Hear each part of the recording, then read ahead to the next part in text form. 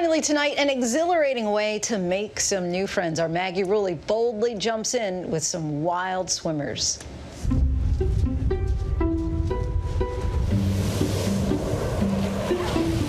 just going to tell you, I'm not nervous right now. Are we doing this? There I am, walking quite awkwardly into a cold, blustering English Channel at sunrise. Why, you ask? Let's rewind. It's all because of this woman, Ruth Rose.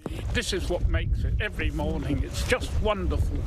At 87 years, she is the fearless leader of the Seaford Mermaids, a group of more than 150 people and growing who swim together off the southern coast of England. For some, it's a chance to get back to nature. Others say they swim for the myriad of supposed health benefits. And for many, it's all about the community. Good morning! Enjoy. Oh, they already did it. We've already been in, yes. Friendships built over mornings spent shivering side by side in cold water. And in this swim family, they rely on Ruth. She is amazing. Every night at 9 o'clock sharp, Ruth uses her skills from when she was a navigator in the Royal Air Force to help read weather patterns and put out a detailed swim forecast for the following morning. The morning we arrive, it was typically British. So that brings us back to this moment. Me as a nervous honorary member of the Seaford Mermaids. So we're here at the beach just before sunrise, and look at this. There is already more than a dozen swimmers out there in the water. And let me tell you, it is cold, it is windy, yet somehow I think every single one of them are smiling. I feel like they're also taunting me right now. The mermaids show up 365 days a year, rain or shine. The water right now is about 57 degrees Fahrenheit. And because 57 seems like it's going to be warm, but I found out 57 degrees, you lose dexterity and feeling in feet and hands within 5 to 15 minutes. Look, when Ruth is telling me to come on. I follow Ruth in for my first cold water plunge. Woo! No wetsuits allowed. Warming up after our swim, we meet Jo and her mom. Jo's friend encouraged her to join the Mermaids a few months ago after Jo lost her job during the pandemic. Has it made a difference? Do you feel better? Huge. Absolutely huge difference. Really? Tell me, what's it like? What's the difference? Being like a 4-year-old every morning. But it gives us reason to get out of bed. It's sort of a smugness as well, Yes, all day, that you've managed to get up, get in the freezing cold water, and anybody you tell, they're like, you're mad, you're crazy. Yeah, totally. For years, cold water swimmers have said the sport is a powerful mood booster.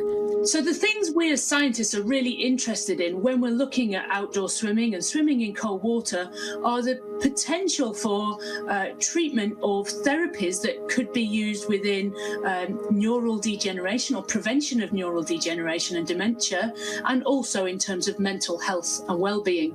Look close, and one more thing you'll notice about the Seaford Mermaids is that almost all of them are women. It's a common trend in wild swimming.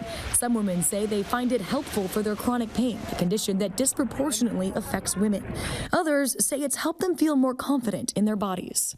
Everybody doesn't care what anybody else looks like. You're not conscious. Yeah, you're not conscious You're not at all. conscious of your lumps and bumps. And perhaps the other best walking advertisement for cold water wild swimming is Ruth. After our swim, Ruth and I catch up with a full English breakfast. Do you think that cold water swimming helps you be this lively and vivacious at 87? Definitely so, yeah, how definitely come? so, yeah. It wakes you up so much in the morning that you're invigorated to do things during the day. Some of our swimmers have come to me and said, I used to get depressions, I no longer get them. I used to get aches and pains, I no longer get them. This is not just the cold water swimming, it's the fact that they are in a community that is inter-supporting with one another.